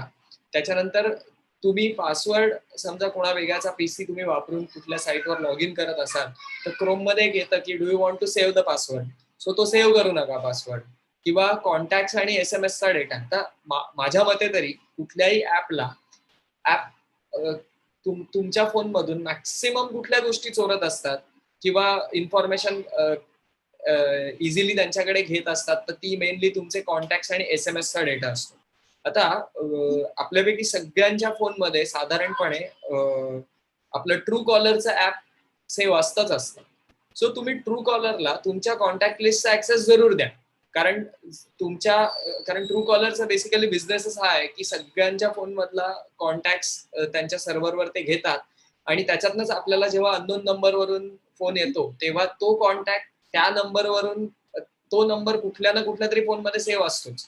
सो तिकडनंच त्यांना त्या माणसाचं नाव कळतं. जे आपल्याला त्या अननोन नंबरवरून फोन येतो, तेव्हा ट्रू कॉलर लगेच त्यांच्या सर्व्हरवरती तो नंबर पाठवतात आणि बघतात त्यांच्या रेकॉर्डमध्ये समजा तो नंबर सेव्ह असेल, तर ते नाव तुम्हाला डिस्प्ले केलं जातं. It's a useful service. पण ट्रू कॉलर आजकाल तुमच्या SMS चा सुद्धा ऍक्सेस मागतात. तर ती परमिशन त्याला नक्की देऊ नका. कारण SMS चा जेव्हा ऍक्सेस तुम्ही देता, तेव्हा आपण समजा क्रेडिट डेबिट कार्ड वरून एखादं जेव्हा ट्रान्झॅक्शन करतो, तेव्हा बँक उरलेल्या बॅलन्सचा SMSच पाठवतो. सो त्याच्यात जरी अकाउंट नंबर लिहिला नसेल, तरी ठीक आहे, चला अकाउंट नंबर नाही मिळाला, पण ते जे त्याच्यात जी अमाऊंट आहे बॅलन्सची, त्या बॅलन्स अमाऊंट वरनं सुद्धा खूप प्रमाणात हा जो डेटा असतो हा विकून सुद्धा चोरांपर्यंत ही इन्फॉर्मेशन पोहोचवली जाते की त्याच्यातनं बेसिकली आपलं फायनान्शियल स्टेटस कळत असतं. सो तुम्ही प्रत्येक ऍप मध्ये जाऊन म्हणजे सेटिंग्स मेनू मध्ये ऍप्स मध्ये जाऊन तुम्ही प्रत्येक ऍप मध्ये त्या ऍपला दिलेल्या परमिशन ह्या क्रॉस व्हेरीफाय करा. SMS रीड करण्याची परमिशन जर का अजूनही दिलेली असेल तर प्लीज डिसेबल इट. तुम्हाला जिथे वर्थ वाटतंय अशाच ऍप्सना फक्त SMS आणि कॉन्टॅक्ट लिस्ट रीड करायची परमिशन द्या, बाकी सगळ्यातनं ती काढून टाका. म्हणून मी हा पॉइंट मुद्दामून मेन्शन केला. त्याच्यानंतर फायनान्शियल ऍसेट्स आणि digital or physical financial assets, हे मी मुद्दामून फिजिकल हे पण ह्याच्यात का घेतलं, ऍक्च्युली ह्याचा इथे संबंध कसा लागतो, तर एक केस अशी झाली होती मध्ये पेपरामध्ये, डीएनए पेपर कोणाकडे येत असेल तर त्याच्यात एक 3-4 दिवस आर्टिकल्स येत होते 1-1.5 वर्षापूर्वी, की एक कुटुंब दिल्लीला म्हणजे मुंबईतलं एक कुटुंब दिल्लीला नोकरीच्या निमित्ताने राहत होतं आणि तिथे त्यांनी ब्लॉकच विकत घेतला होता, पण काही कारणासाठी ते 2 महिने मुंबईत होते आणि नेमकं त्याच वेळेला HDFC बँकेचं त्यांनी डेबिट कार्ड ऑर्डर केलं होतं आणि ते डेबिट कार्ड जेव्हा येतं तेव्हा आपल्याला एका कुरिअरने डेबिट कार्ड येतं आणि 2 दिवसांनी त्याच डेबिट कार्डचा पिन येतो. सो ती केस अशी झालेली की डेबिट कार्ड आणि पिन हा वॉचमनने कलेक्ट केला होता आणि वॉचमनला त्याच सोसायटीमध्ये राहणाऱ्या एका माणसाने सांगितलं, अरे ये तो मेरे फ्रेंड का है, मुझे दे दे, मी घेऊन जा. आणि त्याने तो घेऊन गेला आणि त्याने त्या डेबिट कार्डला पिन वगैरे सेट करून त्याच्यातनं मस्तपैकी सगळे पैसे विड्रॉ करून टाकले. सो डॉक्युमेंट फिजिकल आहे, पण अटॅक सायबर अटॅक झाला. कारण त्याने तिथे असं हे केलं की फायनली काय आहे की बँक तुम्हाला कसं ऑथेंटिकेट करते, तर हा पासवर्ड किंवा हा पिन त्यांनी तुम्हाला पाठवला. सो तो पिन तुम्हीच रिसिव्ह करणं गरजेचं असतं. सो तो जर का तुम्ही रिसिव्ह केला, म्हणजे इथनच ते व्हेरीफाय करतात, तो पिन बरोबर आहे म्हणजे तो माणूस व्हेरीफाय झालेला आहे. सो त्याच्यामुळे ह्या अटॅक्स पासून पण तुम्ही वाचा.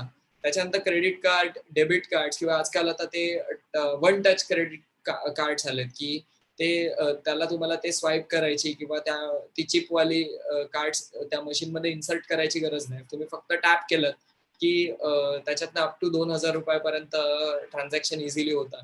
सो लोक ती मशीन्सच घेऊन येतात आणि भरपूर लोकांच्या वॉलेटमध्ये कार्ड्स असतात. सो आपण जनरली लोक मागच्या खिशात वॉलेट ठेवतात. सो मागून कोणीतरी समजा असं फक्त जीन्सला मशीन असं टच केलं तर इझिली ते कार्ड रीड होतं आणि त्याच्यातनं ट्रान्झॅक्शन होतात. असेही फ्रॉड झाले. सो जी कॉन्टॅक्टलेस कार्ड्स असतात त्याच्यापासून अवेअर राहा. भरपूर चांगल्या कंपन्यांची अशी वॉलेट्स येतात की त्या वॉलेटमध्ये तुम्ही जर का ते कार्ड ठेवलं तर वॉलेट मधून ते कार्ड रीड होत नाही. तुम्ही ते वॉलेट मधून काढलं तरच कार्ड रीड होतं. सो तिथनं पण अवेअर राहा. म्हणून मी मुद्दामून फिजिकल फायनान्शियल असेटचा इथे उल्लेख केला. त्याच्यानंतर फ्रॉड कॉल्स येतात तुम्हाला की त्याच्यापासून अवेअर राहा. कोणाला ओटीपी देऊ नका. कुठलाही ट्रान्झॅक्शनल ओटीपी हा कुठलीही कंपनी मागत नाही. म्हणजे कुठल्याही कंपनीच्या चे रिप्रेझेंटेटिव्ह तुमच्याकडनं कधीही ट्रान्झॅक्शनल ओटीपी मागत नाहीत. सो कधीही तुम्हाला असं कळलं तर त्याची नक्की पोलीस कंप्लेंट करा. कारण त्याचा तुम्ही तर त्याच्यापासून प्रोटेक्ट झाला पण तुम्ही जर पोलीस कंप्लेंट केली तर अजून बरीच लोक त्याच्यापासून प्रोटेक्ट होऊ शकतात. किंवा ईमेल थ्रेड्स, जसं फिशिंगच्या ईमेल थ्रेड्स येतात तर त्याच्यापासून सावध राहा की तुम्ही क्रॉस व्हेरीफाय करा की नक्की ह्याच बँकेकडनं हा ईमेल आलाय का, हे क्रॉस व्हेरीफाय करा. फिजिकल डॉक्युमेंट्स, इथे मी खालती पॉईंट टाकलाय ते मी आता एक्सप्लेन केलं त्या पद्धतीने. त्याच्यानंतर digital wallets, Paytm, Freecharge, UPI ची ऍप्स आहेत. आता युपीआय मध्ये गुगल पे खूप लोक युज करतात. आता अशा पद्धतीचे काही अटॅक्स झाले की समजा एखादा भाजीवाला आहे आणि त्याला तिथे समजा एखादी म्हातारी आजी गेली तर तिला सांगितलेलं असतं की बाबा गुगल पे मध्ये त्यांना रिक्वेस्ट करायला सांग. सो आता समजा त्या भाजीवाल्याने 50 रुपयाच्या ऐवजी पटकन एक शून्य वाढून 500 रुपये रिक्वेस्ट केले. आता तुम्ही फोनमध्ये गुगल पे मध्ये काय वाचता की एवढे एवढ्याची रिक्वेस्ट आली, तुम्ही पेवर क्लिक केलं आणि पिन टाकला की तेवढे 500 रुपये झटकन निघून जातात. सो ती अमाऊंट पण आपल्याला वाचली पाहिजे. अशा पद्धतीने अटॅक्स आपण वाचले की एकदम 40,000 रुपये गेले युपीआयने वगैरे. सो तिथेही अवेअर राहा. किंवा पेटीएम सारखी कंपनी तुमची डेबिट कार्ड डिटेल्स सेव्ह करते. आता ऍक्च्युली बॉयकॉट चायनीजचा जोरदार हे चालू आहे. सो मला इथे या प्रेझेंटेशन मध्ये हे नक्की नमूद करायला आवडेल की ओला, पेटीएम ह्या कंपन्या जरी इंडियन असतील तरी त्याच्यातले मेजर शेअर्स हे चायनीज कंपन्यांचे आहेत. आणि त्या चायनीज कंपन्या हे आता आजकाल खरं म्हणजे पेटीएम सारखी तर कंपनी फ्रॉम स्टार्टच ती लॉस मध्ये आहे, म्हणजे प्रॉफिट अजून झालेलाच नाही. सो चायनीज कंपन्या इन्व्हेस्ट पैसे का करतायत तर just for a data. So हा जो तुमचा डेटा आहे हा थेट चायनामध्ये जातोय, याच्याबद्दल तुम्हाला अजून बरीच आर्टिकल्स मिळतील. तर ती बी अवेअर ऑफ दॅट. पेटीएम तुम्ही नका यूज करू असं मी तरी सजेस्ट करेन. किंवा फ्रीचार्ज पण मला वाटतं बहुतेक चायनीज इन्व्हेस्टर आहे त्याच्यात, मला माहित नाही. पण गुगल पे सेव्ह करणे, finally Google is Google. So त्यांची बरीच युजर अग्रीमेंट्स असतात, ती जर आपण वाचली तर आपल्याला ते कळतं. किंवा भीम सारखं ऍप आहे. सो म्हणजे युपीआय ऍप आहे, तर त्याच्यात तुम्ही तुमचं जेव्हा बँक अकाउंट सेट करता तर ज्या अकाउंट मध्ये तुम्ही जास्त बॅलन्स ठेवत असाल ते अकाउंट कधी प्रायमरी म्हणून जनरली सेट करू नका. सो अशा पद्धतीच्या जरी आपण प्रिकॉशनरी मेजर्स घेतल्या तरी सुद्धा आपण ह्या सगळ्या अटॅक्स पासून बळी पडण्यापासून वाचू शकतो. सो हे एक प्रकार झाला. त्याच्यानंतर इथे मला एक इंटेलिजंट सायबर अटॅक, म्हणजे हे तर मी खूप आता जनरलाइज एक्सप्लेनेशन दिली किंवा जनरलाइज बोललो मी फार, पण एक हाय एंड सिक्युरिटी अटॅक्स, हाय एंड सायबर अटॅक्स कसे होतात तर त्याबद्दल इथे मला तुम्हाला सांगायला आवडेल की रॅन्समवेअर अटॅक झाला होता. रॅन्समवेअर अटॅक हा कुठून झाला होता की आपण कुठल्या ना कुठल्या साईट्स वरून काहीतरी डाउनलोड करतो, त्याच्यातनं जी प्लगिन्स इन्स्टॉल होतात. सो मेजरली रॅन्समवेअर अटॅक हा अशाच ठिकाणून झालेला होता. सो रॅन्समवेअर अटॅकने काय केलं तर तुमच्याच पीसी मधल्या तुमच्याच सगळ्या फाईल एनक्रिप्ट करून त्याने पीसी मध्येच ठेवल्या, त्या त्यांच्या सर्व्हरला अपडेट झाल्याच नाही. आणि त्याने, मी एक स्क्रीनशॉट टाकलाय, रेड कलरचा जो स्क्रीनशॉट आहे तो रॅन्समवेअरचा स्क्रीनशॉट आहे. तर तुमची एखादी डॉक्युमेंट, वर्ड डॉक्युमेंट फाईल किंवा फोटोची फाईल आहे, त्याच्यावर तुम्ही जेव्हा डबल क्लिक करायचा तेव्हा ही अशा पद्धतीची विंडो ओपन व्हायची आणि तिथे दिसायचं की तुमच्याकडे 2 दिवस 23 तास 57 मिनिटं आहेत. त्याच्यात जर का तुम्ही तिथे खालती एक लिंक दिले, त्याच्यात समजा तिथे दिलंय त्या पद्धतीने $300 इतकी बिटकॉइन समजा ट्रान्सफर केली तरच तुम्ही ह्याच्यातनं वाचू शकता, अदरवाईज तुमचा डेटा हा डायरेक्ट डिलीट होऊन जाईल वगैरे. अशा पद्धतीचा हा रॅन्समवेअर अटॅक होता आणि त्या लोकांनी प्रचंड प्रमाणात पैसे कमवले. सो त्याच्यानंतर बिटकॉइनच बॅन झालं हा अटॅक होतोय त्यामुळे. So it's kind of high level attack. त्याच्यापेक्षा एक हाय लेवल अटॅक मी इथे एक इमेज टाकली की Google door Google home door unlocking attack असा मी एक प्रकारचा इथे अटॅक टाकलाय. सो हा अटॅक काय आहे, तर तुम्ही जर का झूम करून पाहिलात तर गुगल होम हा जो डिव्हाइस आहे हा बेसिकली त्याच्यात भरपूर मायक्रोफोन्स असतात. आणि आपल्याला एक सायन्स मधली बेसिक थेअरी माहिती आहे की light also travels in the form of wave. Sound wave ही सुद्धा एक वेव्हच आहे आणि लाईट सुद्धा वेव्हच आहे. सो त्यांनी एक इथे लेझर म्हणून मी ठेवलंय आणि जवळपास एक 100 ते 200 फुटांवरती टार्गेट आहे, तर तिथे ते गुगल होम च इक्विपमेंट लावलेलं होतं. सो यांनी काय केलं, लेझर बीम त्या गुगल होमचा माईक जिथे असतो तिथे सोडली आणि खालती एक ऑसिलेटर ठेवलाय. सो त्याच्यातनं फ्रिक्वेन्सी मॅनेज करून समजा मी अशी कमांड दिली गुगलला की okay Google unlock the door, ही कमांड मी समजा दिली तर तिथे जी साऊंड वेव्ह जनरेट होईल ती त्यांनी लेझर मधून जनरेट केली आणि ती वेव्ह त्या गुगल होमच्या डिव्हाइस वरती टाकली आणि डोअर अनलॉक झालं. कारण ते गुगल होम एका स्मार्ट डोअर लॉकला अटॅच होतं, जे डोअर लॉक त्या मालकाच्या व्हॉइस वरती ऑपरेट व्हायचं की okay Google my name is Saurabh please unlock the door असं म्हटलं की तो लगेच ते डोअर अनलॉक करायचा. सो हे ह्या पद्धतीने लेझरने सिम्युलेशन करून सुद्धा गुगल होमने दरवाजा उघडला गेला. So it's kind of very intelligent cyber attack. So मी एक तसा एक हाय एंड एक्झाम्पल दाखवायचा म्हणून मी मुद्दाम हे इथे टाकलं. So that's it. सो काही तुमचे क्वेश्चन्स असतील तर now you can ask your questions. आणि इकडे मी एक QR कोड मुद्दामून ठेवलाय. सो ह्या QR कोड मध्ये जर तुम्ही स्कॅन केलं तर you can directly send WhatsApp message. हा QR कोड माझ्या व्हॉट्सअप नंबरचा QR कोड आहे. तुम्ही जर हा फोनवरून स्कॅन केलात आणि लिंकवर क्लिक केलं तर माझा पर्सनल व्हॉट्सअप नंबर ओपन होईल. सो आपण क्वेश्चन आन्सर आता घेऊयात. Aditya, I think now you carry on. So hello, बोलू का? येस. गुगल पे चांगला आहे का? हो नक्कीच. कोण बोलताय? जरा कॅमेरा ऑन केला तर बरं. मी गाडगिळ बोलतोय. कॅमेरा ऑन करा आणि आपलं नाव सांगा. मी गाडगिळ बोलतोय, सदानंद गाडगिळ. आता माझा कॅमेरा ऑन होत नाही, जरा प्रॉब्लेम आहे. ठीक आहे, नो प्रॉब्लेम. कॅमेरा कुठे इथे? मी गाडगिळ बोलतोय, सदानंद गाडगिळ. स्टार्ट व्हिडिओ का? हा, गुगल पे चांगला आहे ना? सेफ आहे ना? गुगल पे गुगलच्या दृष्टीने सेफ आहे. म्हणजे गुगल तुमच्या इन्फॉर्मेशनचा मिसयूज करणार नाही, पण तुम्ही गुगलने ज्याला पे करताय तो माणूस त्याचा मिसयूज करू शकतो. सो तिथे प्रिकॉशन आपण हे घेतलं पाहिजे की जी अमाऊंट रिक्वेस्ट केली जाते किंवा आपण जी अमाऊंट सेंड करतोय त्याच्यात आपण नक्की किती शून्य टाकतोय किंवा ती फिगर एक्झॅक्ट टाकतोय ना, ते समजा एकदा ट्रान्झॅक्शन गेलं तर at that time you may not, हे योग्य नाही होणार की ऍट दॅट टाइम आपण गुगल पेला ब्लेम करणं. सो गुगल नक्कीच सेफ आहे. गुगल तुमच्या इन्फॉर्मेशनचा नक्कीच मिसयूज करणार नाही. So Google pay is safe. बरं, थँक्यू. थँक्यू.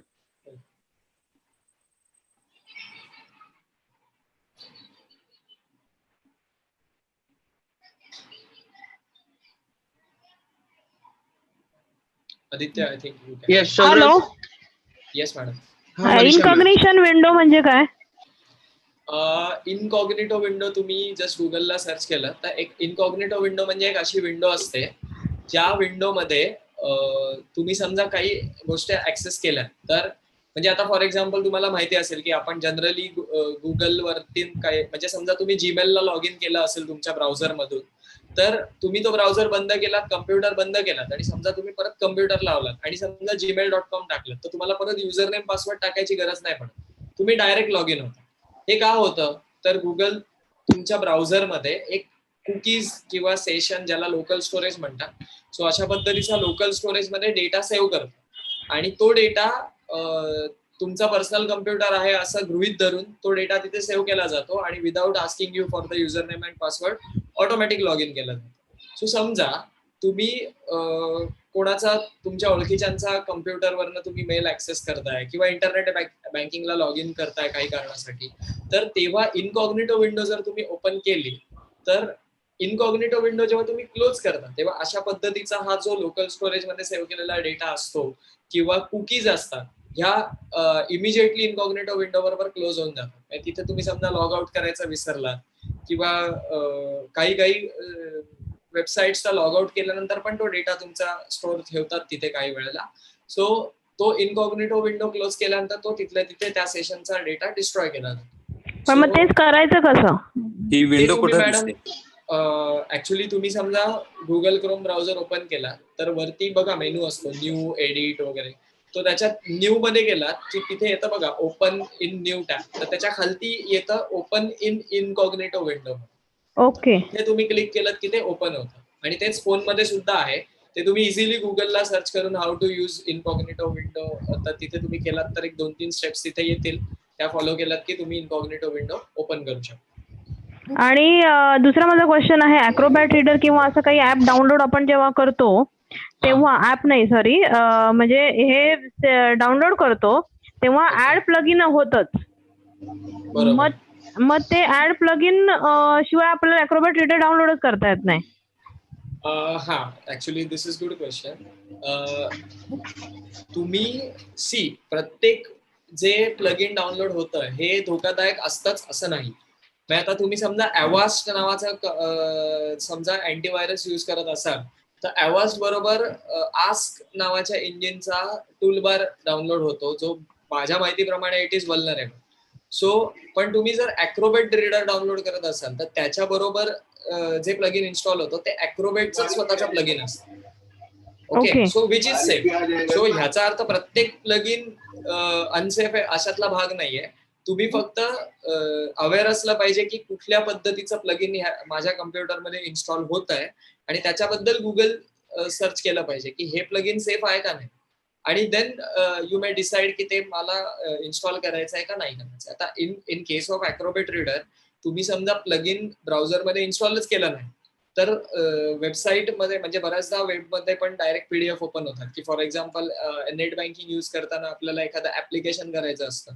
सो अजून आपल्या इंडियन बँक्स ऑनलाईन कुठला फॉर्म भरून घेत नाही, ते तुम्हाला PDF मध्येच फॉर्म देतात जो तुम्हाला सांगतात प्रिंट करा, त्याच्यामध्ये सगळं भरा, त्याला डॉक्युमेंट्स अटॅच करा, साईन करा आणि आणून द्या. सो अशा वेळेला ती PDF तुमच्या ब्राउझरमध्ये जर का नसेल तर बऱ्याचदा ते फॉर्म्स ओपन होत नाही. सो इन दॅट केस ते ऍड ऑन डाउनलोड होणं गरजेचं असतं. सो ते करायला लागतं म्हणजे काही. आणि आपले कॉन्टॅक्ट आणि SMS ऍप डाउनलोड करताना ऑटोमॅटिक ते परमिशन मागतं. जसं तर ट्रू कॉलर मध्ये माझं SMS जे आहे ते मी हेच करू शकत नाहीये की त्यांनी रीड नाही करू म्हणून मी सेटिंग मध्ये जायचं म्हटलं त्यांना आधी परमिशन द्यावी लागते आणि तरच ते मला हे करू देतात. ते मला ट्रू कॉलर मधले SMS त्यांना परमिशन द्यायची नाहीये पण ती परमिशन मला काढता येत नाहीये. मग तुम्ही म्हणजे बेसिकली होतं काय की आपण जेव्हा ऍप डाउनलोड करतो तेव्हा गुगल प्ले मध्ये एक विंडो येते आणि ती विंडो तुम्हाला दाखवते की कुठल्या पद्धतीच्या परमिशन ह्या तुम्ही ऑलरेडी त्याला अलॉट करता. ठीक आहे, तिथे तर आपण चेंज नाही करू शकत. म्हणजे बेसिकली ऍप इन्स्टॉल होताना तर आपल्याला त्याने मागितलेल्या सगळ्या परमिशन देणं हे भागच असतं.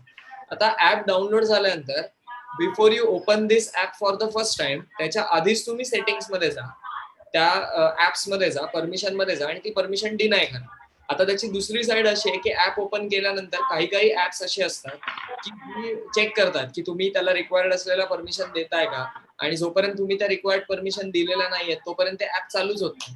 सो तुमचं समजा आता मला actually I am not aware about this कारण माझ्याकडे मी काही ट्रू कॉलर वापरत नाही, माझ्याकडे नाहीच आहे ट्रू कॉलर. पण ट्रू कॉलर समजा SMS ची परमिशन समजा तुम्ही दिली नाही तर जर ट्रू कॉलर रनच होत नसेल तर ही प्रचंड चुकीची गोष्ट आहे आणि त्याच्या बाबतीत आपण काहीतरी आवाज उठवला पाहिजे. म्हणजे ही फार चुकीची गोष्ट आहे की ट्रू कॉलरला काही गरज नाहीये SMS रीड करण्याची.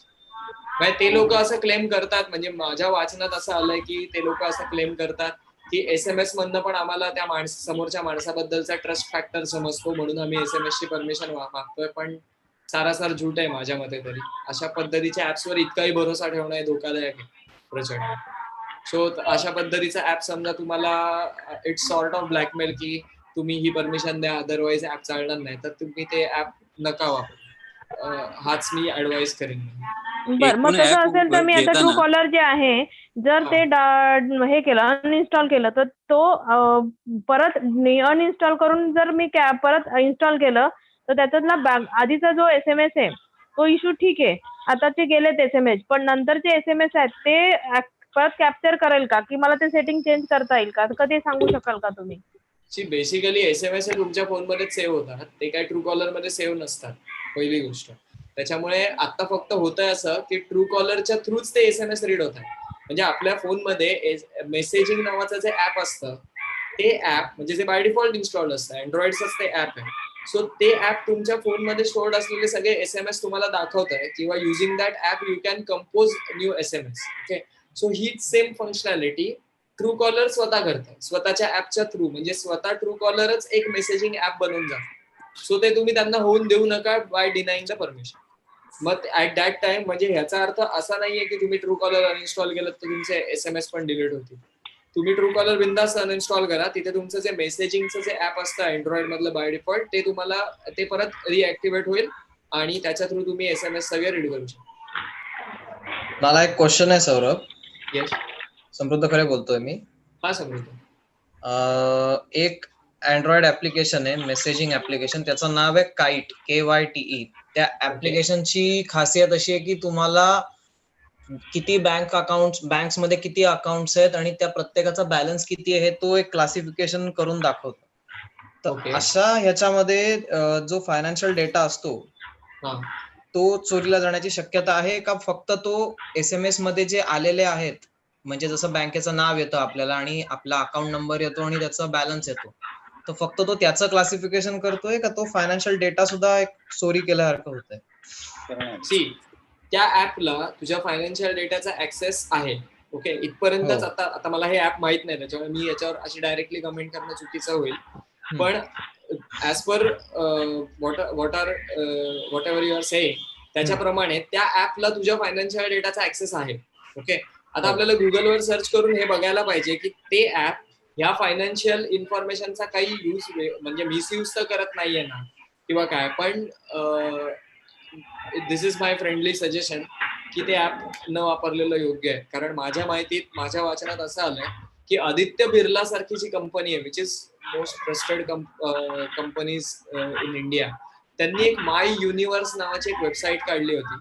आणि त्यांनी असा प्रयत्न केला होता की तुम्ही प्रत्येक, म्हणजे आता समजा एखाद्या माणसाचं 5 वेगवेगळ्या बँकांमध्ये अकाउंट आहे, तर त्या प्रत्येक बँकेचं इंटरनेट बँकिंग यूज करा. मग प्रत्येक बँकेचं युजर नेम, पासवर्ड किंवा त्याचा अजून OTP, बरेच क्लिष्ट प्रोसेस असते.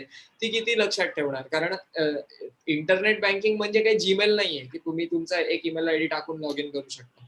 तिथे तुम्हाला तुमचं वेगळं युजर नेम आणि पासवर्ड टाकायला लागतं. आता ICICI बँकेसारख्या ऍप किंवा कोटक महिंद्रा बँक सारख्या बँकने असं केलंय की फोन नंबर टाकून तुम्ही लॉग इन करू शकता, किंवा क्रेडिट तुमच्या डेबिट कार्डवरती त्यांनी पिन दिलाय, ते टाकून लॉग इन करू शकता.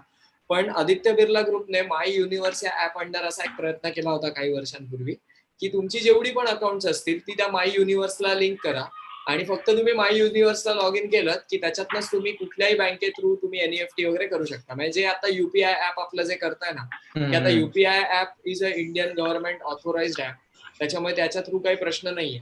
पण जे काम आता UPI करताय ना, की तिथे तुम्ही तुमच्या मोबाईल नंबरच्या थ्रू तुमची सगळी बँक अकाउंट त्यांनी लिंक केले, म्हणजे तुम्हाला इंडिव्हिज्युअली प्रत्येक बँकेच्या थ्रू काही करायची गरज नाही. त्याच्या थ्रूच तुम्ही पैसे रिसिव्ह करू शकता आणि सेंड करू शकता. हा सेम प्रयत्न एका प्रायव्हेट कंपनीने केला होता.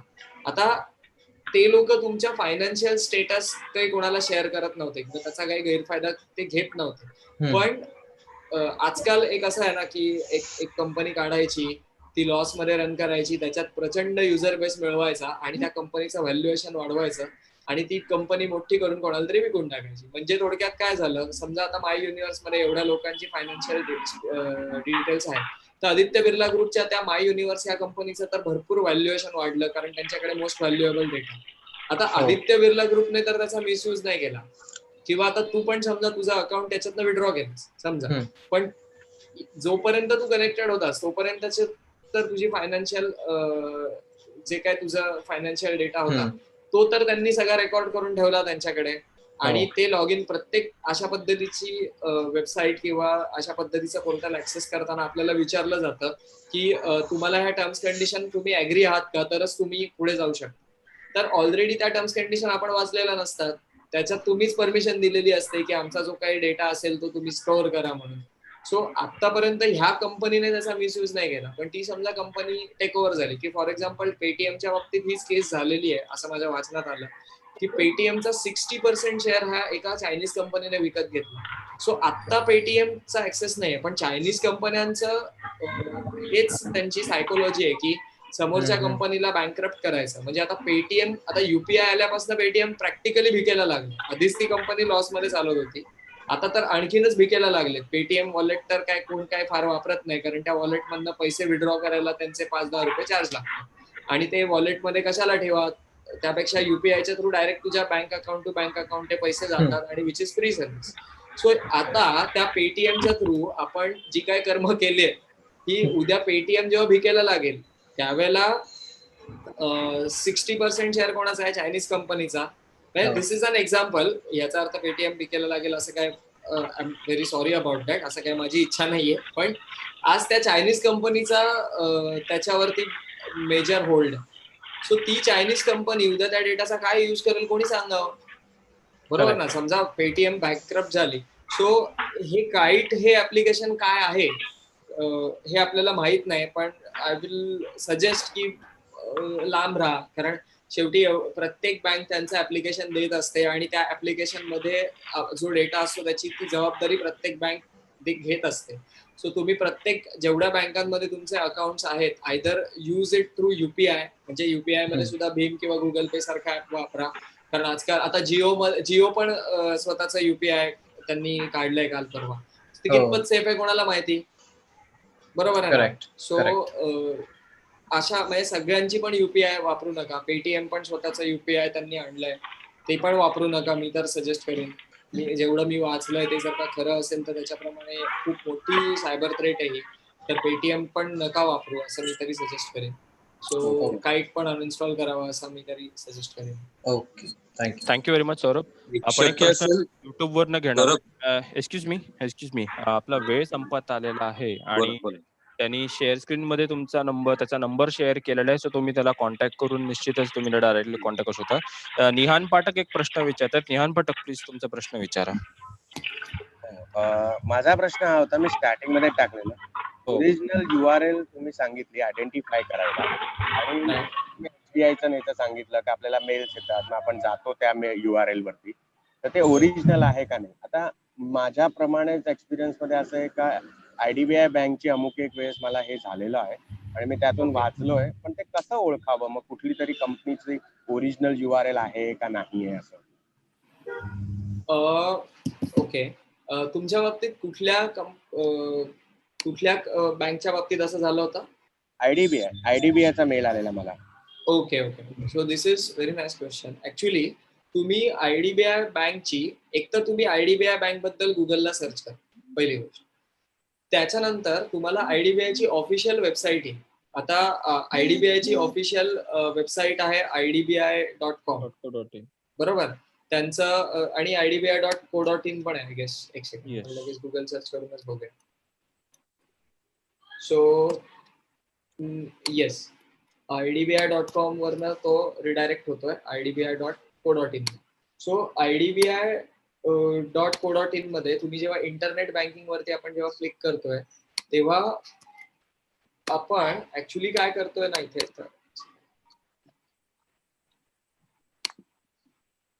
येस, सो ती ऑफिशियल साईट तुम्ही बघा कुठली आहे. आणि आता जे तुम्ही मेल म्हणालात ना, तर तो मेल जो आपल्याला येतो ना, त्याच्यामध्ये समजा तुम्ही जीमेल मध्ये गेलात, तर मी म्हटल्याप्रमाणे की जो ईमेल आयडी असतो, जिथनं मेल आलाय त्यांचा जो ईमेल आयडी आपल्याला जिथे दिसतो, त्याच्या आसपास एक ना असा डाऊन डायरेक्शनचा एक एरो असतो. जर तुम्ही त्याच्यावर क्लिक केलं तर साइंड बाय किंवा mail send by with server, त्याच्यामध्येच ही वेबसाईट दिसते. आता तुम्हाला जो मेल आला होता, बेसिकली तुम्ही म्हणताय त्याच्यावरनं माझा डाऊट असा आहे की तो बहुतेक फिशिंग अटेम्प्ट असावा. तर तो फिशिंग अटेम्प्ट कुठल्या तरी वेगळ्या थर्ड पार्टी सर्व्हर वरून झाला असेल. सो त्याच्यावरनं तुम्ही एक म्हणजे तिकडनं तुम्ही बघू शकता की हे ट्रस्टेड आहे किंवा नाही. किंवा समजा तुम्ही त्या मेल मधल्या कुठल्या समजा लिंक वरती क्लिक केलं समजा, तर जी वेबसाईट ओपन झाली ती वेबसाईट आणि गुगलवर सर्च केल्यानंतर IDBI ची ऑफिशियल वेबसाईट, ह्या दोन्ही URL तुम्ही मॅच करून बघा. त्याच्यातून तुम्हाला 90% तुम्ही कन्क्लुजनला पोचाल की दिस इज ट्रस्टेड ऑर नॉट. आता एसबीआय बँकची जर ऑफिशियल वेबसाईट पाहिलीत तुम्ही तर इट इज ऑनलाईन SBI.com, म्हणजे त्यांचा इंटरनेट बँकिंग रिलेटेड जेवढ्या पण सर्व्हिसेस आहेत त्या ऑनलाईन SBI.com ह्या URL वरनं चालतात. सो लोकांनी SBIची SBI इंटरनेट बँकिंग.com वगैरे अशा पद्धतीची डोमेन नेम बुक करून ठेवलेली आहे. सो आपल्याला मेल जनरली अशा डोमेन नेम्स वरनं येतात. आता तुम्ही गुगलला सर्च करून बघा की ऑफिशियल SBI इंटरनेट सर्व्हिस असं तुम्ही जर सर्च केलं तर तिथे जी URL येते ती आणि ही मॅच केली की आपल्याला लगेच प्रश्नाचं उत्तर मिळून जातं. त्याच्यातूनच बऱ्याच गोष्टींचं कन्क्लुजन होऊन जातं. पुष्कळ वेळा हॅलो, आवाज नाही. हॅलो गुगल वरती आपण जेव्हा जातो तेव्हा मॅक्सिमम जे सर्च झालेले असतात त्यांचे नावं पहिले येतात. आणि जर तुम्ही आता आमच्या बँकिंग सेक्टरच्या मध्ये येऊन हॅक करून राहिले आहेत तर मग हे जे हॅकर्स आहेत हे ह्यांची वेबसाईटला टॉप वरती प्रायोरिटी द्यायला ते लोक तिकडे असतात. म्हणजे असं काही आहे का ऍटलिस्ट बँकिंग सेक्टरसाठी का UPI सेक्टरसाठी का त्यांचे जे ऑफिशियल वेबसाईट असतील ते आम्हाला कुठेतरी मिळू शकते का? असा डेटा कुठेतरी लिंक वरती तुम्ही ग्रुप वरती शेअर करा सो दॅट आम्ही ते एका जागेवरती सेव्ह करून ठेवून नेक्स्ट टाइम पेमेंट करताना ऍटलिस्ट ती वस्तू आम्ही करू शकेल. असं काही आहे का इन्फॉर्मेशन आपल्याला? नाही, बेसिकली तुम्ही जे पहिल्यांदा सांगितलं ना की ती वेबसाईट टॉपला येते. सो तुम्ही समजा एखाद्या ट्रस्टेड बँकच्या थ्रू जात असाल आणि समजा तुम्ही जर का गुगलला सर्च केलं ना तर बेसिकली पहिली गोष्ट ती ऑफिशियल साईटच येणार, कारण गुगल तेवढी इन्फॉर्मेशन ट्रॅव्हल करतं आणि तीच त्यांची स्पेशालिटी आहे की गुगलची speciality is not just search engine. तर तुम्हाला मोस्ट बेनिफिशियल आणि मोस्ट ट्रस्टेड डेटा जो आहे तोच टॉपला येतो. सो जर का तुम्ही एखाद्या चांगल्या मोठ्या बँक बरोबर डील करत असाल तर इन दॅट केस वेगळी साईट टॉप होऊच शकत नाही, कारण दिस इज फायनान्शियल रिलेटेड सर्व्हिस. आणि तरी झाली तर तुम्ही वेगवेगळ्या ज्या फॉरम्स असतात, कारण ह्या सेम पद्धतीच्या अटॅक्सना कोणीतरी वेगळं बळी पडलेलं असतं आणि बऱ्याच फॉरम्स वरती त्याच्याबद्दल जो बेसिकली त्याच्यातला जो सायबर थ्रेट असतो तो ती इन्फॉर्मेशन बऱ्याच फॉरम्स वरती शेअर करत असतो की, आणि तिथे तुम्हाला इझिली कसं आहे, मी शेअर करायला करीन पण आज जी मी मगाशी साईट दाखवली म्हणजे जी माझ्या एका स्लाइड मध्ये मेन्शन होती FireEye.com, ही अशी साईट आहे ज्याच्यामध्ये रिअल टाइम जेवढे अटॅक्स होतात ना ते लोक डिटेक्ट करून तिथे ती रिअल टाइम मीटर चालूच आहे तिथे. सो त्या साईट वरती तुम्हाला अशा काही रेफरन्स साईट्स मिळतील ज्याच्यावरती ह्या अशा पद्धतीच्या ज्या साईट्स असतात, ज्या डुप्लिकेट साईट्स आहेत किंवा ज्या फिशिंग आयटम्स करतायत त्या साईटचा डेटाबेस पूर्ण तिथे अपडेट होत असतो. सो त्याच्यातनं तुम्ही ही इन्फॉर्मेशन कोणी कलेक्ट करू शकता. म्हणजे आता मी एक्झाम्पल दिलं नेट बँकिंगचं, पण हीच सेम गोष्ट आता आजकाल काय इन्शुरन्स पण ऑनलाईन रिन्यू होतात. सो हीच सेम गोष्ट इन्शुरन्सच्या बाबतीत सुद्धा लागू पडते, कारण तिथे सुद्धा ह्या पद्धतीची गोष्ट होऊ शकते easily. Okay, thank you. Okay, Saurabh, hello. Yes, आपल्याला एक युट्यूब वरती एक प्रश्न आलेला आहे, तो मी तुला विचारतोय. अमित लेमे म्हणून त्यांनी विचारले, do vulnerabilities arise in remote log in also? Do vulnerability arise in remote log in? Yes, of course. Remote log in आता बेसिकली ते इथे आहेत का? ते युट्यूब वरती आहेत सध्या. Okay, so better I will answer that. आपल्याकडे वेळ पण कमी आहे. So hello. हा, येस. आणि कोणाला प्रश्न विचारायचे? Please raise your hand so that we can know. Chat मध्ये एक प्रश्न होता, तो मी जस्ट एक घेतो. रुपाली बोंद्रे म्हणून आहे, त्याने विचारलंय, कोणती वेबसाईट ऑथोराइज्ड आहे, कशी ओळखायची?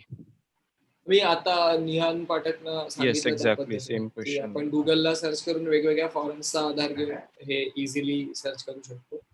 मला एक विचारायचं होतं, बॅकग्राऊंड यूज कसं रिस्ट्रिक्ट केलं जातं मोबाईल मध्ये? हा, आता रिस्ट्रिक्ट तुम्ही असं करू शकता, एक म्हणजे परमिशन्स मधून रिस्ट्रिक्ट करता येतं की आता समजा बॅकग्राऊंड यूज तुमचं GPS यूज केलं जात आहे बॅकग्राऊंडला किंवा मायक्रोफोन यूज केला जातो, तर त्या ऍपची मायक्रोफोनची परमिशनच काढून टाका. म्हणजे एक वे तो आहे. दुसरा वे असा आहे की तुम्ही फोन रिस्टार्ट करा.